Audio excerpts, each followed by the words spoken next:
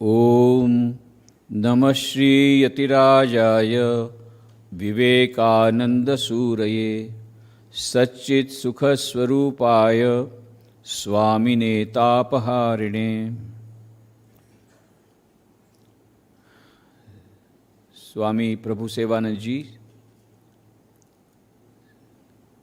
स्वामी मंत्रेशानंद जी, आदरणीय श्री ज्योतिबेन थानकी, उपस्थित अन्य सन्यासी वृंद, उपस्थित माताओं, बहनों एवं भाइयों, आज का जो विषय है स्वामी विवेकानंद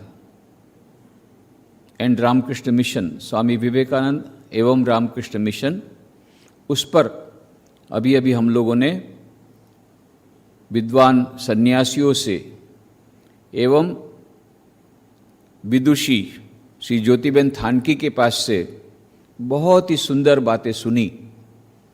किस प्रकार से स्वामी विवेकानंद ने रामकृष्ण मिशन को प्रारंभ किया और आज भी वह संस्था निरंतर आगे बढ़ रही है। सामान्यतः ऐसा होता है कि कोई भी व्यक्ति कोई संस्था स्थापित करता है, उनके मरने के बाद धीरे धीरे वो संस्था लुप्त होती जाती है और फिर शून्य में विलीन हो जाती है या ऑक्सीजन पे चलती है।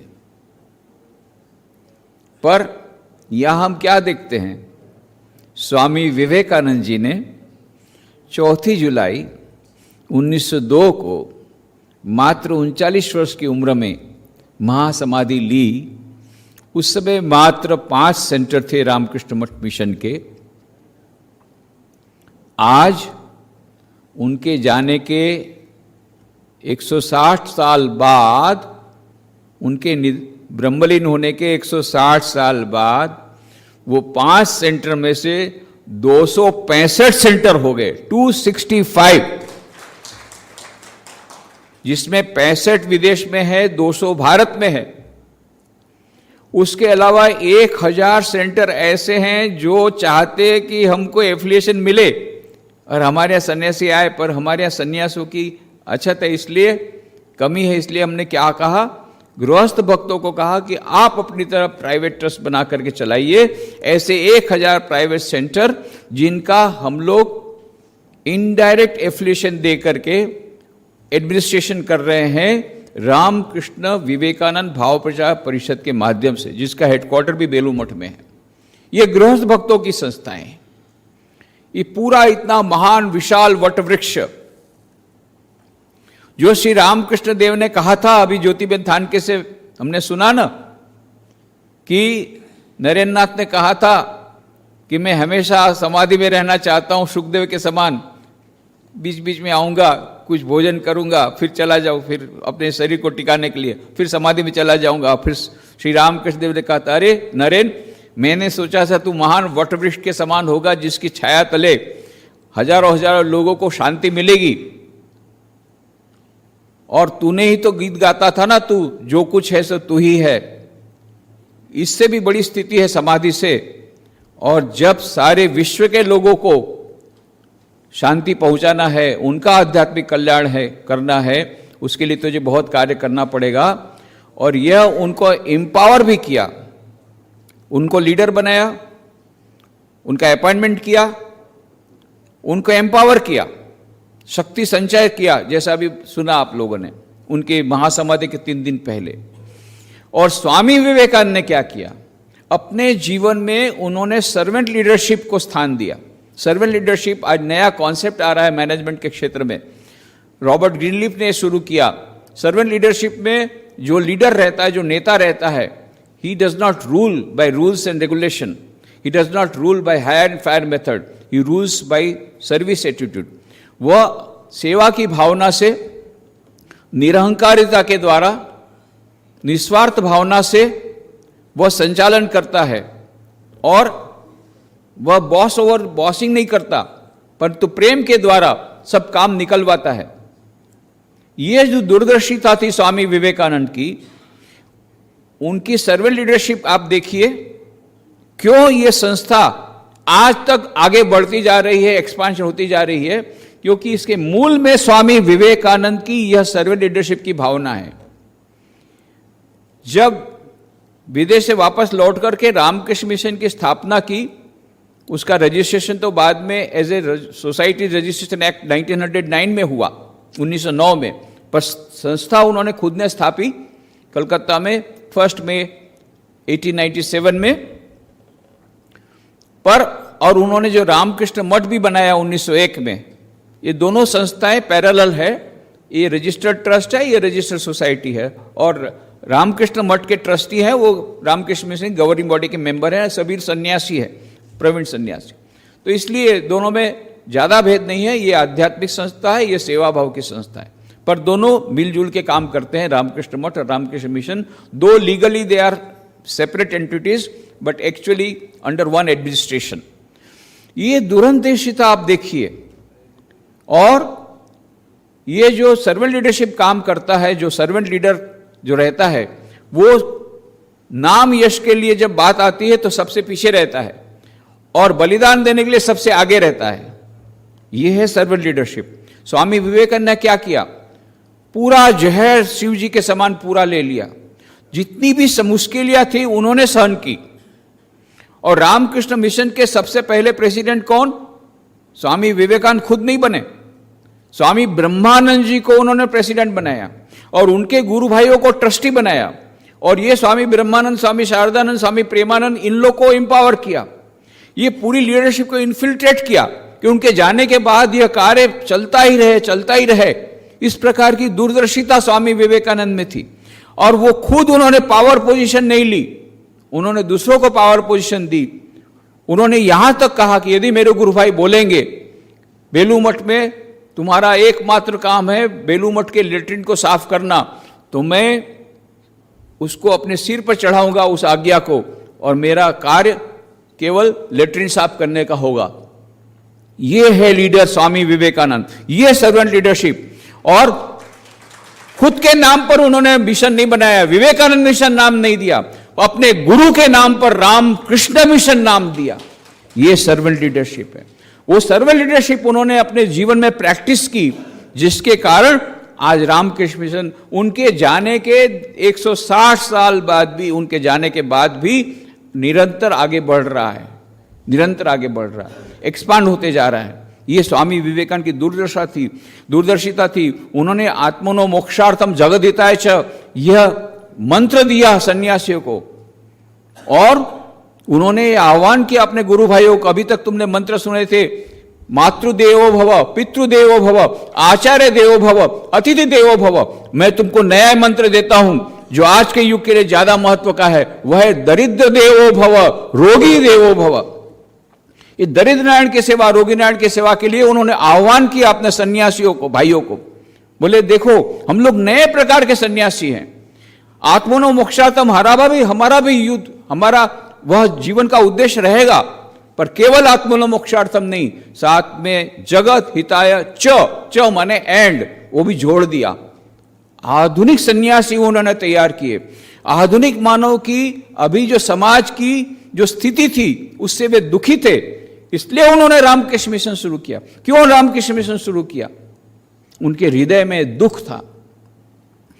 उनका पत्र जब हम पढ़ते हैं तब पता लगता है, मिस मैरी हेल को उन्होंने पत्र लिखा था 9 जुलाई 1897, 9 जुलाई 1897 को अल्मोड़ा से लिखा हुआ जो पत्र है स्वामी विवेकानंद ने जो लिखा था मिस मैरी हेल को, उसमें हमको स्वामी विवेकानंद ने क्यों रामकृष्ण मिशन स्थापना की उसकी कुछ हिंट, उसकी कुछ जानकारी हमको मिलती है। उन्होंने क्या कहा? Mary, I had to talk a lot about myself because I owed that to you. Now I feel my task is done. At the most 3 or 4 years of life is left behind. याद कीजिए 1897 में बोल रहे हैं कि 3 या 4 साल मैं जिंदा रहने वाला हूं। देखिए पहले से उनको मालूम था कि ज्यादा वो नहीं जिया रहेंगे, और काम उनका पूरा, उन्होंने जाने के पहले सब काम कर दिया। उनको बोला भी गया था, जब उन्होंने 4 जुलाई को जब जाने वाले थे, उन्होंने कह दिया था 1 सप्ताह पहले कि जब मैं जाऊंगा तो यहां पर गंगा के किनारे इस जगह पर जहां अभी स्वामी विवेकानंद का मंदिर है वहां कहा इस जगह पर इस देह का अग्नि संस्कार करना। तो स्वामी जी अभी तो आप बहुत छोटी उम्र के, अभी से आप क्यों बात कर रहे हैं? तो उन्होंने क्या कहा, I have done enough for next 1500 years. आगामी 1500 साल का काम करके जा रहा हूं, ऐसे नहीं जा रहा हूं, 1500 साल का काम करके जा रहा हूं, सबको मसाला दे के जा रहा हूं। इसलिए स्वामी रंगनाथानी महाराज को पूछा किसी ने, अभी स्वामी विवेकानंद क्यों नहीं आते? अरे बोले तुमको जो खाना दिया वो तो पहले पूरा करो। 1500 साल का तो काम स्वामी विवेकानंद दे के गए, उसको पूरा करो, फिर स्वामी विवेकानंद दूसरे आएंगे। जो काम दिया है वो तो पहले पूरा करो। तो उसमें क्या कहते हैं, I had to talk a lot about myself because I owed that to you. Now I feel my task is done. At the most 3 or 4 years of life is left behind. I never wanted earthly enjoyments. I have lost all wish by my salvation. मुक्ति की सब भावना मैंने छोड़ दी है, मुझे मुक्ति नहीं चाहिए अब। I have lost all wish by my salvation. I must see my machine in strong working order. And knowing for sure that I have put in a lever for the good of humanity, which no power can yet drive back, at least in India, I will sleep without caring what will be next. कहते हैं मैं एक machine को रख के जाना चाहता हूं, समस्त जगत के, समस्त मानव जाति के कल्याण के लिए एक मशीन की मैं स्थापना कर रहा हूं। ऐसा मशीन जब स्थापना करूंगा तब मैं निश्चित रूप से मैं देह को छोड़ दूंगा। परंतु फिर क्या कहते हैं, and knowing sure that I have put in a lever for the good of humanity, which no power can drive back, at least in India, I will sleep without caring what will be next. अब फिर क्या कहते हैं, and may I be born again and again and suffer thousands of miseries, so that I may worship the only God that exists, the only God that I believe in, the sum total of all souls, and above all, my God the wicked, my God the miserable, my God the poor of all races, of all species, is the special object of my worship. ताकि मैं हजारों जन्म, मैं बार बार जन्म लेना चाहता हूं और हजारों दुख सहन करना चाहता हूं, ताकि मैं उस ईश्वर की सेवा कर सकूं जिसे लोग दुखी ईश्वर, पापी ईश्वर, my God the wicked, my God the miserable, they are the special of object my worship, ये मेरे आराध्य देवता हैं, उनकी पूजा करने के लिए, उनकी सेवा करने के लिए मैं हजारों हजारों दुख सहन करने को तैयार हूं और बार बार जन्म लेने को तैयार हूं। इस जगत के कल्याण के लिए, लोगों के दुख को दूर करने के लिए, सभी प्रकार के लोगों को दुख दूर करने के लिए उन्होंने ये मशीन की स्थापना की जिसका नाम है रामकृष्ण मिशन। और ये भावना से स्वामी विवेकानंद ने, जो उनके हृदय की भावना, इसको प्रतिफलित करने के लिए यहां पर आप सब और हम सब जुटे हुए हैं। उनके इस मिशन को आगे बढ़ाने के लिए आप सब भक्त लोग हैं। आप भी इस महान एक मिशन के पीछे, एक महान जो कार्य चल रहा है, एक दिव्य योजना के भाग के रूप में श्री रामकृष्ण, जो राम थे, जो कृष्ण थे, आते इस बार रामकृष्ण के रूप में सतयुग की स्थापना के लिए। उस सतयुग की स्थापना में रामकृष्ण मिशन का एक विशेष रोल है और उस रामकृष्ण मिशन का यह जो मशीन है वो चलने में भक्त लोग, सन्यासी सब मिल करके हमको आगे बढ़ करके समस्त जगत के कल्याण के लिए, जब तक विश्व में स्वामी विवेकानंद ने क्या कहा था, ऑब्जेक्ट क्या रखा था, it may be that I shall find it good to get outside of this body, to cast it off like a disused garment, but I shall not cease to work. I shall inspire men everywhere until the world shall know that it is one with God. ऐसा हो सकता है कि मैं इस शरीर को पुराने वस्त्र के समान त्याग दूं, पर मैं कार्य करना कभी बंद नहीं करूंगा जब तक कि विश्व में एक भी व्यक्ति ऐसा है जिसको दिव्यता की प्राप्ति नहीं हुई, तब तक मैं अविरत कार्य करता रहूंगा। ये स्वामी विवेकानंद की वाणी है। आज भी स्वामी विवेकानंद है, सूक्ष्म रूप से विराजमान है और सब लोगों, कितने लोगों को वे प्रेरित कर रहे हैं और कितनी सारी चैनल के माध्यम से स्वामी विवेकानंद अभी भी जगत के कल्याण के कार्य कर रहे हैं। उसमें सबसे बड़ी चैनल, सबसे महत्वपूर्ण चैनल, उसका नाम है रामकृष्ण मिशन। और हम लोग बड़े भाग्यशाली हैं, बहुत भाग्यशाली हैं कि इस महान दिव्य योजना के भाग के रूप में यह जो एक महान संस्था है उसके साथ हम जुड़े हुए हैं। हम लोग धन्य हैं।